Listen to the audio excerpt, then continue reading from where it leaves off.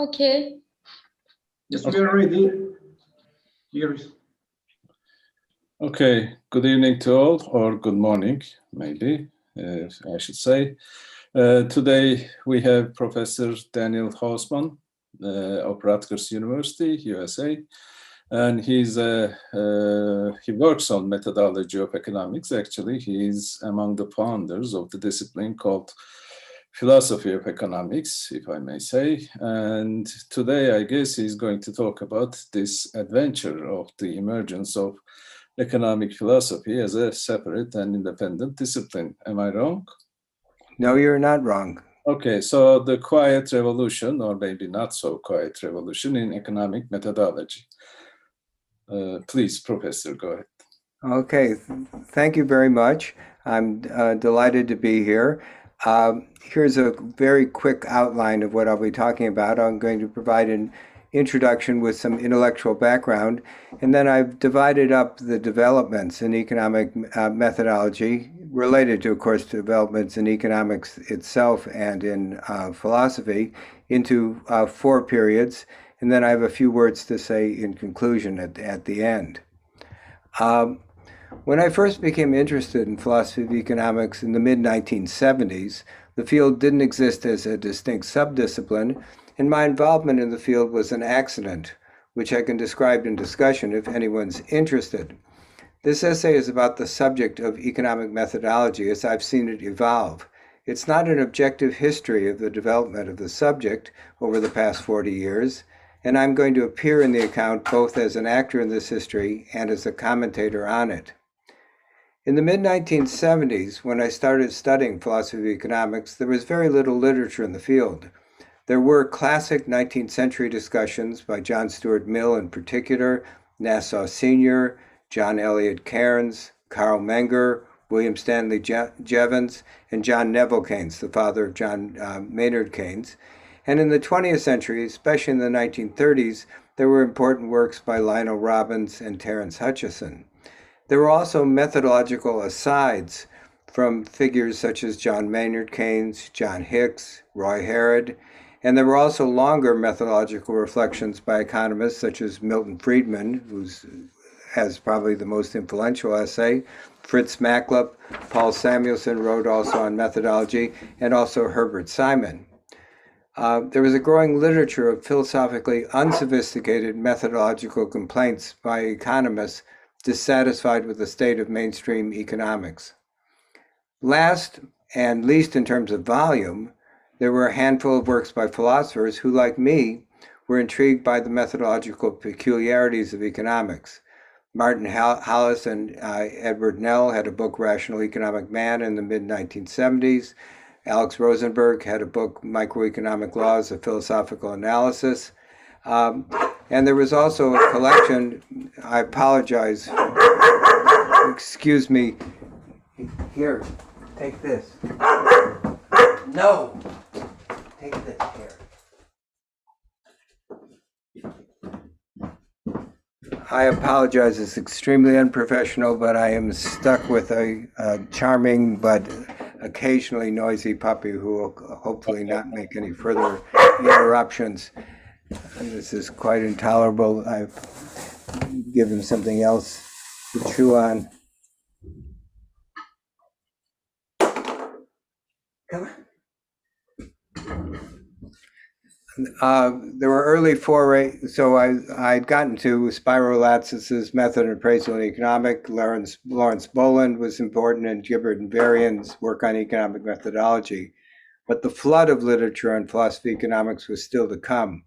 Although the territory was not completely unexplored, philosophers had recently surveyed very little of it.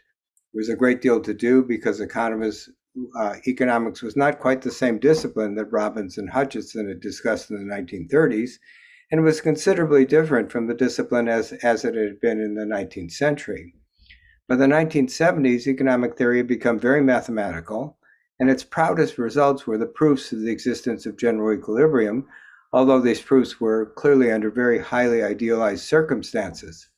Exactly what sort of scientific progress this showed was controversial. There was a lot for philosophers to do. Similarly, philosophy of science had moved on from both its 19th century embodiments and the logical positivism of the 1930s, and it was less narrowly empiricist. Karl Popper's views and their reinterpretation and modification in the work of Imre Lakatos were extremely influential, as was Thomas Kuhn's more skeptical take on scientific progress. Now, as I said before, I'm going to divide the development of philosophy of economics into 4 decade-long periods, stretching from the mid-1970s to the present. The literature on philosophy of economics of the first period, the 1970s and the early 1980s, was heavily influenced by philosophy of science at the time. Both Alexander Rosenberg and I wrote very much in the tradition of what was at that time called logical empiricism, a more nuanced successor to logical positivism, as presented, for example, in the later work of Karl Hempel in the mid-1960s. In this view, the central philosophical problems concerning induction, explanation, laws, and theories. Within this largely Humean framework, laws were absolutely essential. They were crucial to the understanding of theories because theories were sets of laws. To understand explanation, one needed to understand laws because explanations consisted in showing that phenomena were to be expected given knowledge of laws. Talk of causation was replaced by talk of laws. The central problem of induction concerned how to justify laws everywhere. Although Popper, and more ambiguously Lakatos, rejected induction, they endorsed similar views of explanation, and at least in Popper's case, they shared the emphasis on laws. For this reason, both Alexander Rosenberg and I puzzled about laws or the absence of laws in our work in the 1970s and early 1980s.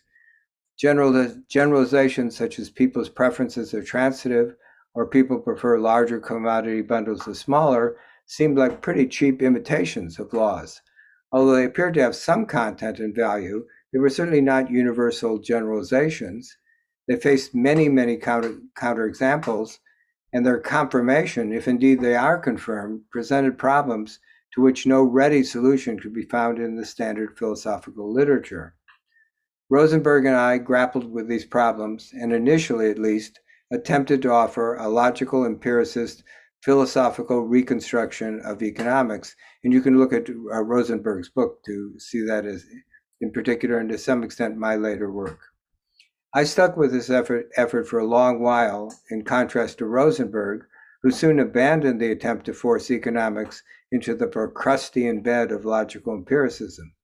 Instead, he turned critic of the empirical credentials of economics, and he argued that mainstream economics is instead a cross between applied mathematics and political philosophy, a view which, by the way, I don't agree with. Rosenberg and I both emphasized the importance of causation, but in this regard, Rosenberg was a good deal more traditional, adhering to a sophisticated Humean account of regularity account of causation, while I went looking for an alternative, which I thought I found in 1983, and which I spent probably close to 20 years developing and defending.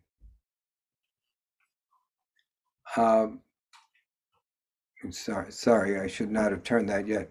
Most of the writing on philosophy of economics from the mid-1970s to the mid-1980s was by economists who'd become interested in philosophy. The philosophers of science who influenced them most were Popper, Lakatos, and Kuhn. Latsis's Method and Appraisal in Economics, which I mentioned before, included essays by a number of very prominent economists, and it was directly inspired by Lakatos's work, especially Lakatos's 1970 essay, Falsification and the Methodology of Scientific Research Program. Although intrigued by Lakatos's work, the very distinguished historian Mark Blaug was much more influenced by Popper, and his 1980 book, The Methodology of Economics, or How Economists Explain, is really a Popperian critique or complaint about the way economists are behaving. Blaug's prescription is basically they should read some Popper and behave the way Popper said that scientists ought to behave. Similarly, in the 1970s, Terence Hutchison, who'd already cited Popper in his 1938 book, defended a view of economic methodology It was heavily influenced both by Popper and by Lakatos. Other distinguished economists, such as Martin Bronfenbrenner, A.W. Coates, flirted with application to economics of Kuhn's views of normal science and scientific revolution. The pace of publication in philosophy of economics was relatively slow, but it was accelerating rapidly. In the first edition of the Philosophy of Economics, an anthology, I identified 19 books published on economic methodology between 1975 and 1983. Two prominent economists of the time with whom I interacted the most, Wade Hands and Bruce Caldwell, were also heavily influenced by Popper and Lakatos, although they both moved away from those views. Hands came to accept a much more eclectic, historically founded, and sociologically sensitive view of economic methodology, while Caldwell's turned from methodology to writing a history of economics, focusing and become an expert on the work of Friedrich Hayek, which is obviously of methodological interest as well. The methodological writing of the first period bore not only the imprint of the philosophy of science at its time, but it also reflected the then unsettled state of economics. The relatively poor economic performance of the 1970s, and especially the conjunction of inflation and slow growth, at least by the standards of the 1950s and 1960s, gave rise to much soul-searching among economists and to fundamental changes in macroeconomics. Moreover, the largely mathematical investigations of general equilibrium were stalling or producing discouraging results. To some extent, economists looked to methodology for a diagnosis of where economics had gone wrong and for recipes for improvement. In the first edition of the Philosophy of Economics, which I published in 1984, I wrote the following. Looking at the economies of various nations now, the spring of 1983, one finds not only a much gloomier prospect than had been the case in the 1960s, but also widespread doubt that anybody knows how to restore prosperity without rekindling inflation. Not only does the lay population now doubt economists, but economists doubt themselves. In such an atmosphere, it is not surprising that economists should turn to methodological reflection in the hope of finding some flaws in previous economic study, or more positively, some new methodological directive that will better guide their work in the future. Economists were queasy about the abstract general equilibrium theory that undergird microeconomics, about the Keynesian views that guided macroeconomics, and about the relations between the two. It's not surprising that Bell and Crystal named their 1981 collection of methodological essays The Crisis in Economic Theory. By the end of the first period, philosophy of economics began to take a different shape.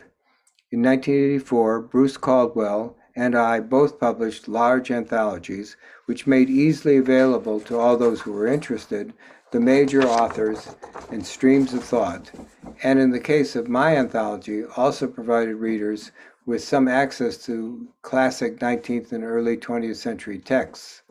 In an exaggerated reaction to the application to economics of standard philosophical models of science, Deirdre McCloskey, who you'll be hearing from today also, published in 1983 her Journal of Economic Literature essay, The Rhetoric of Economics, and then her book with the same title in 1985.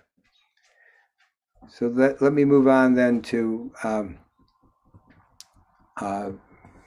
period 2, philosophy of economics takes shape. The end of the first period and the beginning of the second saw other important new publications. In 1983, Warren Samuels began publishing his massive edited volumes, Research in the History of Economic Thought and Methodology, and of greater importance, at least from my biased perspective, the Journal Economics and Philosophy began publication in 1985, edited by Michael McPherson and by me.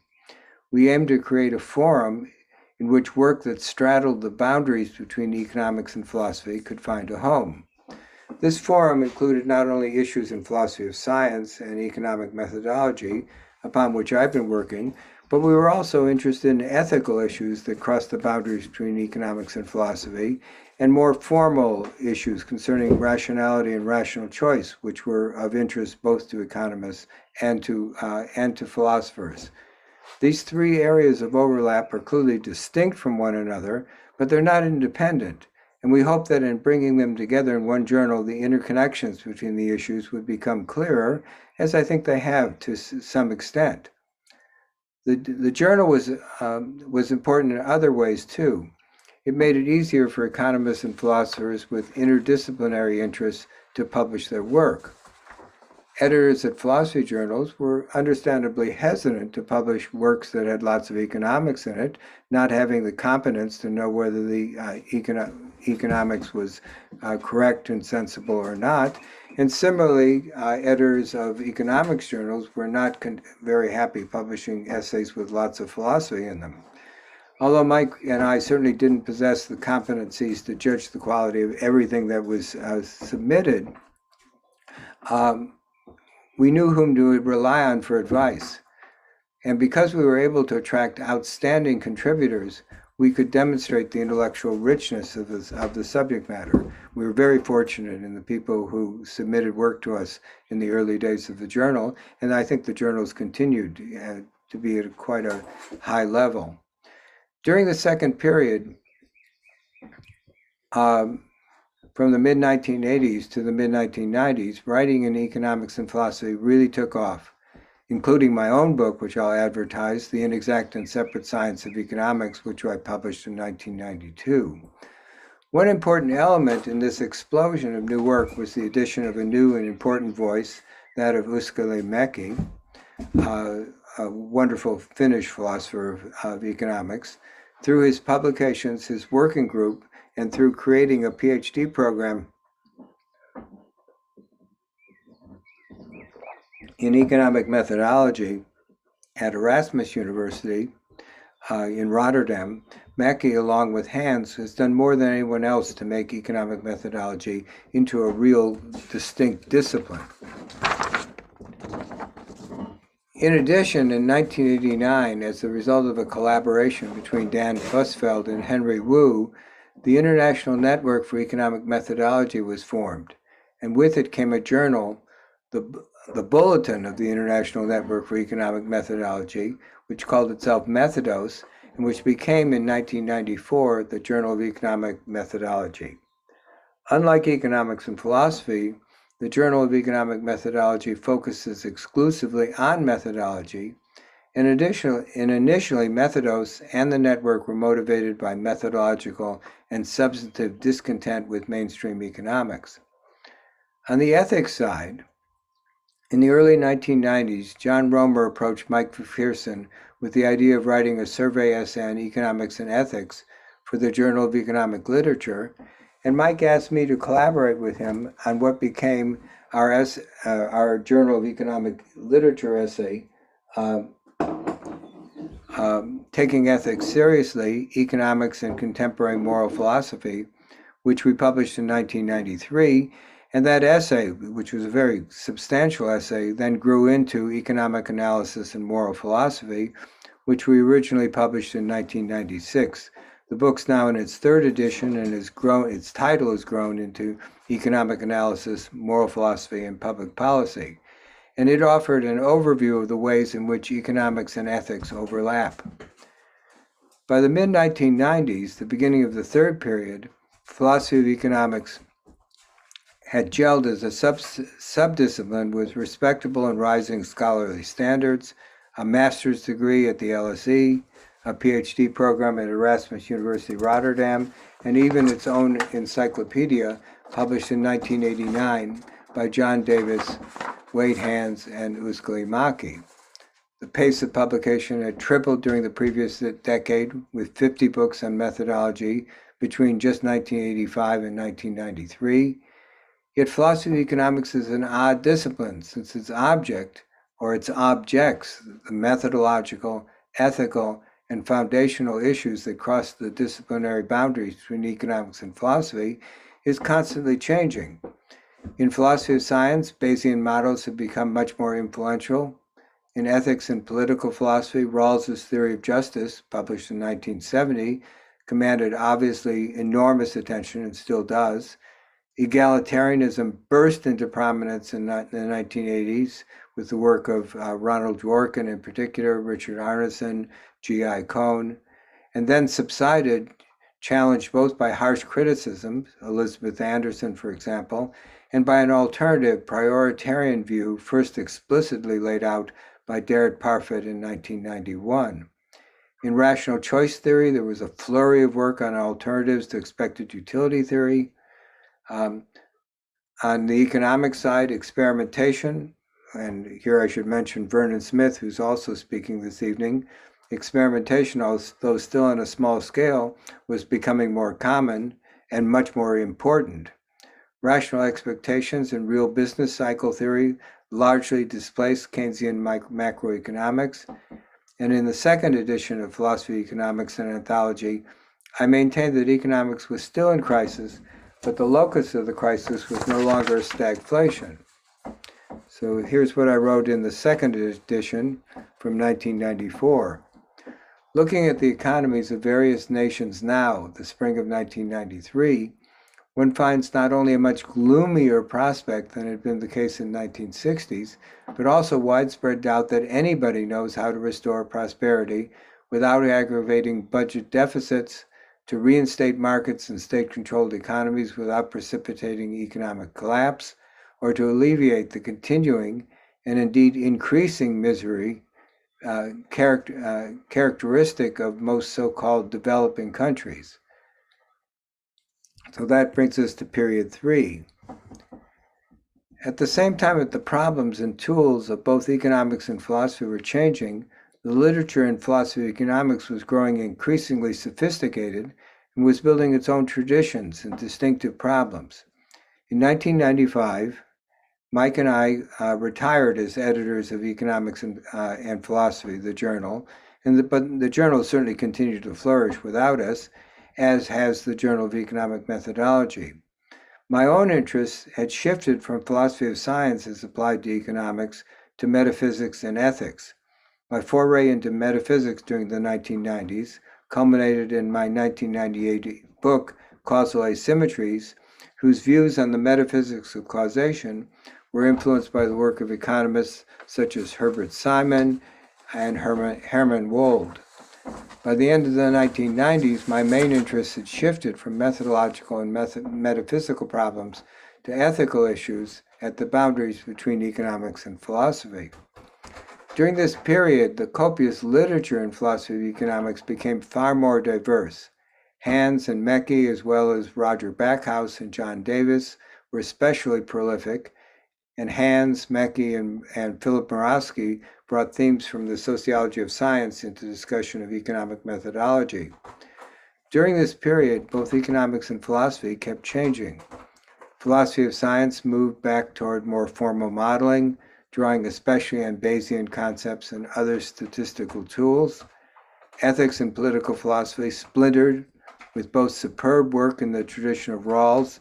I should mention here in particular Tim Scanlon's book, What We Owe to Each Other, which, by the way, if you've seen the television series The Good Place, Scanlon's book actually figures rather prominently in that television comedy. There was also a great deal of applied work in moral philosophy. With respect to economics, experimental work continued to expand. Vernon Smith can obviously speak to that much more better than I can. And field experiments and work with so-called instrumental variables became increasingly common, although the flood of work in this tradition arrives only in the fourth period. In addition, economics got over its self-doubts, and indeed it became complacent.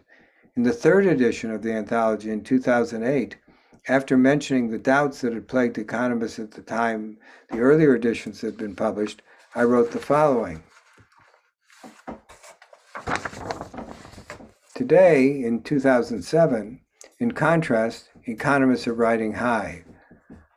Although there have been serious economic problems during the past 15 years, such as the international financial crisis in 1997, continued high unemployment in Europe, and a prolonged and severe recession in Japan.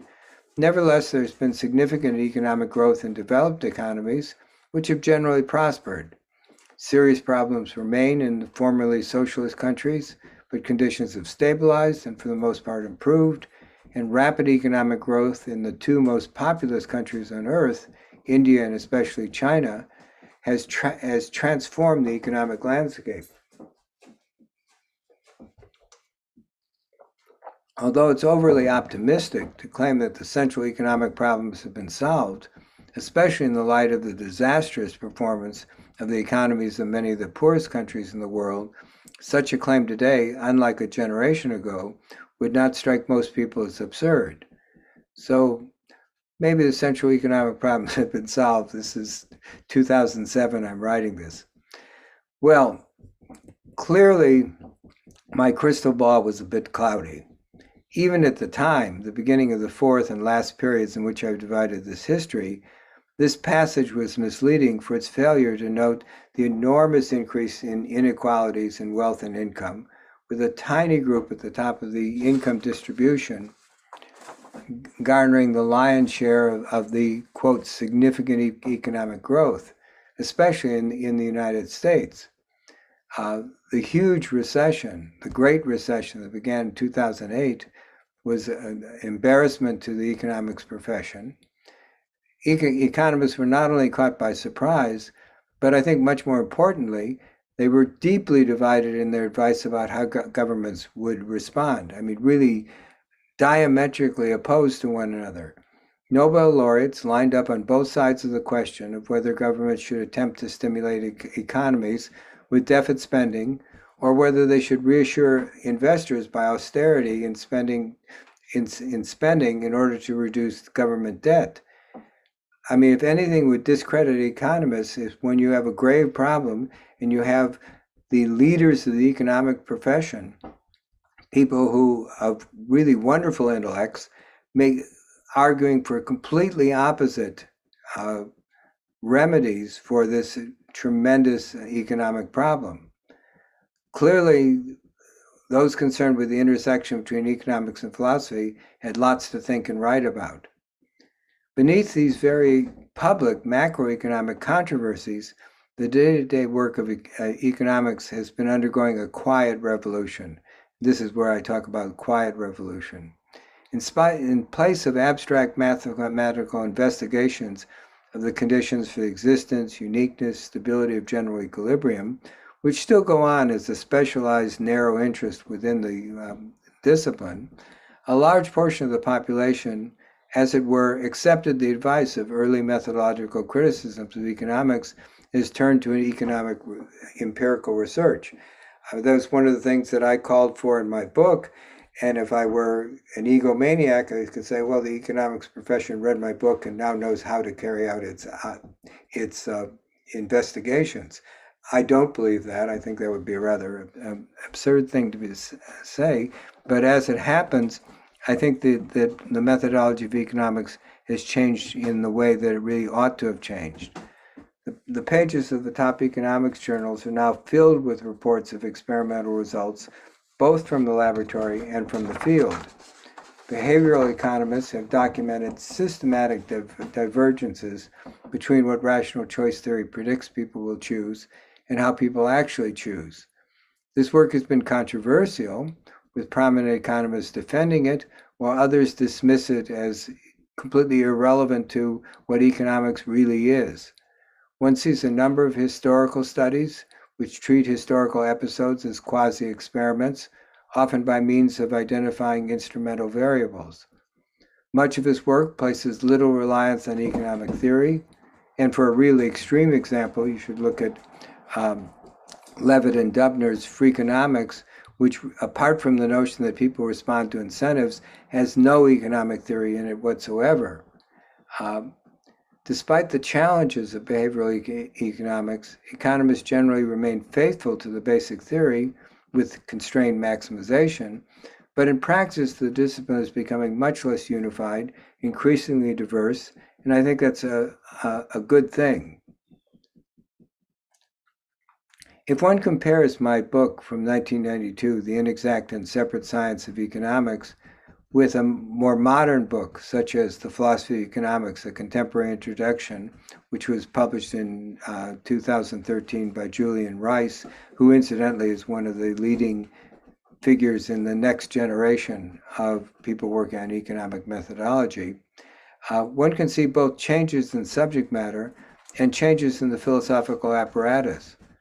Whereas my book is concerned about laws or the absence thereof in economics, Rice, like many others, such as Mary Morgan and Danny Roderick in particular, Rice is concerned about the nature of economic models. His book also considers how to draw causal conclusions from experiments and how to extrapolate those conclusions to other circumstances. Nancy Cartwright and Hardy's book, Evidence-Based Policy, shows the same shift to focusing on causal influence. These changes pose new methodological challenges, which I expect the contributors to Economics and Philosophy and the Journal of Economic Methodology to continue to address in coming years. Normative economics has been undergoing a revolution too, and that's not been a quiet revolution, it's been a rather noisy revolution. Standard welfare economics takes people's preferences at least to indicate, if not to constitute, people's welfare, and it reads people's preferences off their market behavior. However, it's obvious, at least owing to false beliefs, mistakes, concern for others, people may prefer what's worse for themselves over what's better. It doesn't need a philosopher to know that. We can judge that just looking at ourselves. However, welfare economists have hoped that it's reasonable as an empirically tractable first approximation to measure well-being by preference satisfaction. In all four of the periods, there have been critics of the mainstream view. Amartya Sen is the obvious, most prominent of those critics. Sen and Martha Nussbaum's view of capabilities, first laid out in the 1980s, has many adherents. In a very different direction, recent psychological studies of feelings have tempted a number of prominent economists to defend a hedonistic view of welfare and to argue for an enlargement or even a replacement of preference-based welfare economics with a hedonistic welfare economics. So I'm referring here to the work of Danny Kahneman, who's collaborated with a number of terrific economists, with Alan Kruger, with Richard Thaler, and with Robert Sugden. One advantage of taking preference satisfaction to indicate welfare is that it means that questions about paternalism can never even arise. If what Marie prefers is best for her, then there's no way that you can coerce her to make her better off. Going against her preferences is always going to make her worse off, if following her preferences is always going to make her better off. However, as is obvious, whether it's advisable or not, paternalism is clearly not impossible. Just think, for example, many of you have probably visited London, and in London, painted on the streets are "look left, look right." Those are paternalistic interventions helping people to avoid being run over by London buses or taxis, who are quite happy to do so. And it clearly is something that can make people's lives better and indeed save people's lives. So clearly paternalism is not impossible. Be that as it may, economists have found the falsehood that paternalism is impossible to be a convenient simplification. Among other things, it means that one doesn't have to ask any serious questions about paternalism. Behavioral economics, which has been building up steam with increasing prominence of laboratory experiments in economics, has disrupted this casual dismissal of all questions about paternalism by showing that there are frequent and systematic conflicts between what people prefer and what is good for them. Thus, welfare economics has been forced to face unwelcome question of whether to defend paternalistic policies and indeed what constitutes paternalistic policies. The traditional view is that paternalistically benefiting someone who's making the wrong choice involves coercion. But correcting the deliberative flaws that behavioral economists have identified as the source of many of the bad choices individuals make need not involve coercion. Merely restructuring the choice situation without limiting people's freedom can often do the trick. And that's what Thaler and Sunstein have a great deal to say about in the very popular, well-known book, Nudge. And of course, this question transforms the ethical questions that paternalism raises.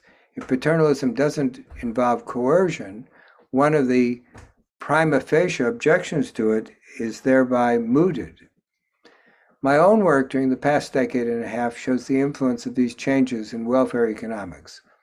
By focusing on the concept of preferences, and I have a book on preferences from 2012, I've come to see how a central methodological feature of mainstream positive economics has shaped both the theoretical and applied normative economics. On the one hand, I've actually defended traditional welfare economics, including cost-benefit analysis, from the new hedonistic views, which I think are philosophically impossible to defend. And I've shown that it's possible for economists to measure welfare by preference satisfaction without committing themselves to any philosophical theory of welfare. On the other hand,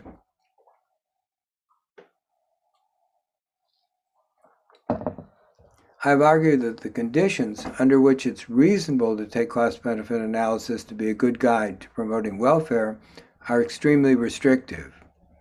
This work on preferences has informed my work on generic health measurement and the application of generic health measures to allocate health-related resources, which has really been at the center of my research over the last 2 decades.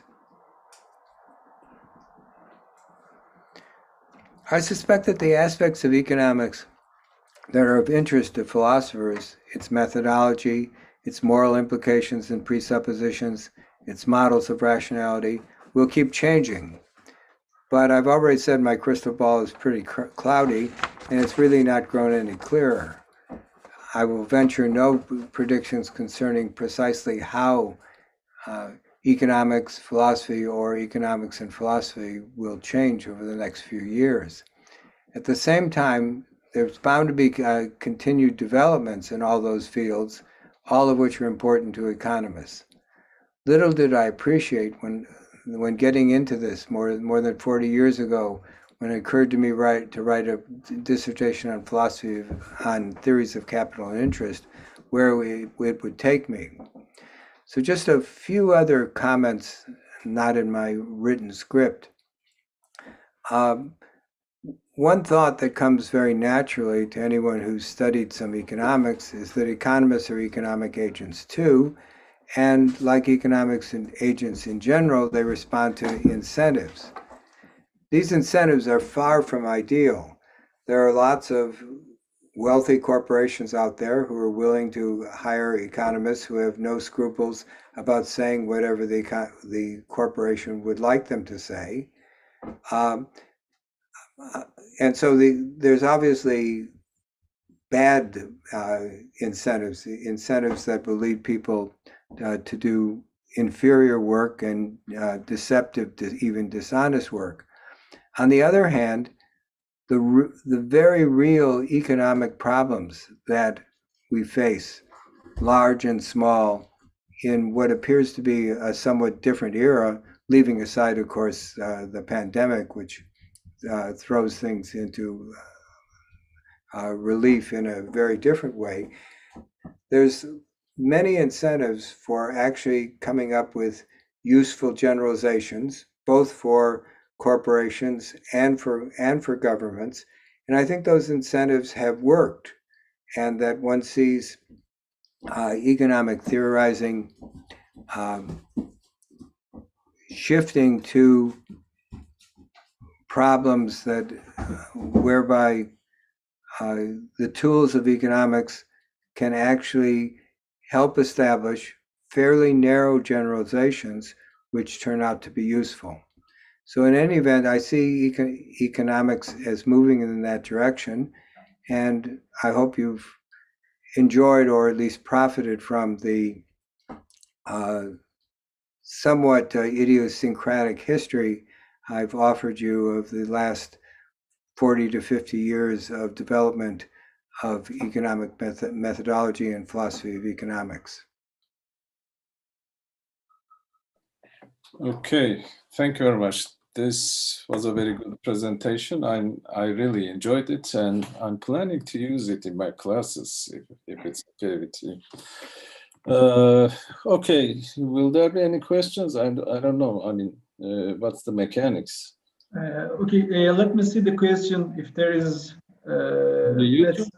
Wait a few seconds, please, because there is a time difference between Zoom and YouTube. I see, okay.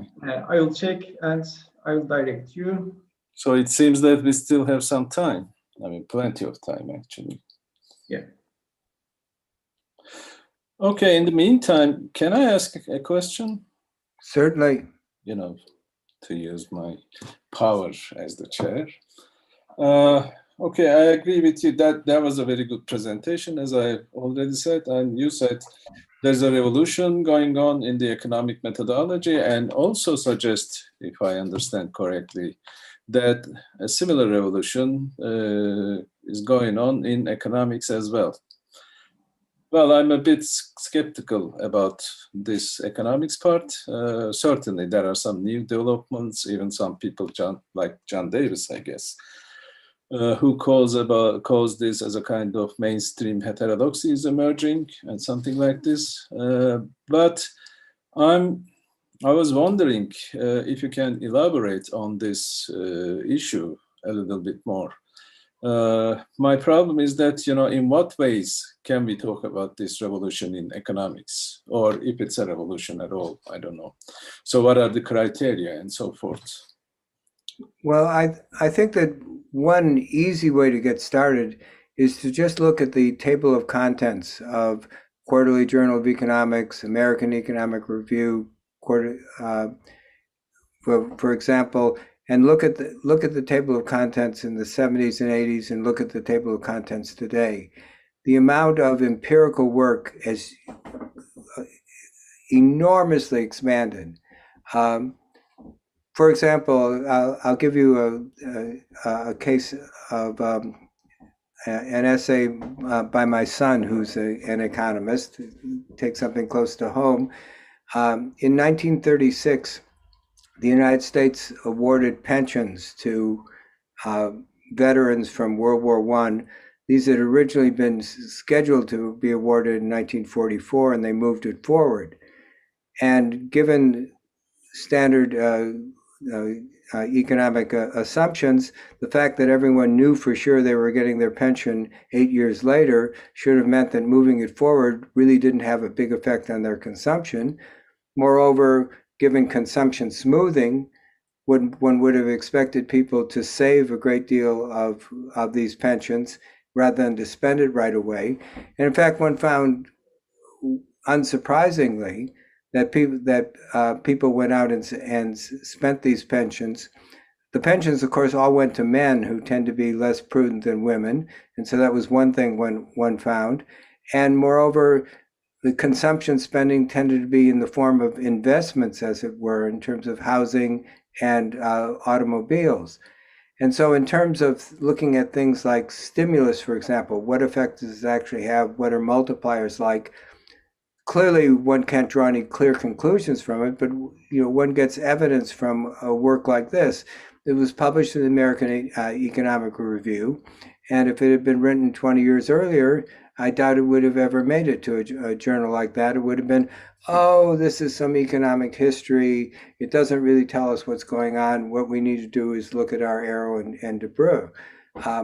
And certainly the amount of the percentage of the discipline and the rewards, and in terms of esteem, honors, and like, going to people who are doing abstract theoretical mathematical investigations is very, very different today than it was 30, 40 years ago. The people who are winning Nobel Prizes are people who are doing empirical work. So I haven't given you any systematic argument. But I think suggestively, at least, one sees a good deal of change there. Now, I'm not endorsing John Davis's view that this has become heterodox. I rather think that the orthodoxy itself is shifting, rather than there ceasing to be an orthodoxy, which I think is an important distinction. My guess is that there's a little bit of what John is talking about, but what I'm talking about is what constitutes being an orthodox economist nowadays involves looking at data a great deal more than it did 30, 40 years ago. Okay, that's fair. But, it may be seen also that maybe theoretical problems cannot be solved. So let's move on to the empirical grounds and so forth. Is that the way you see, or? Probably to some extent. Obviously, some of the results that came out of the abstract investigation of general equilibrium theory were very discouraging and looked like there wasn't much more to be gotten there.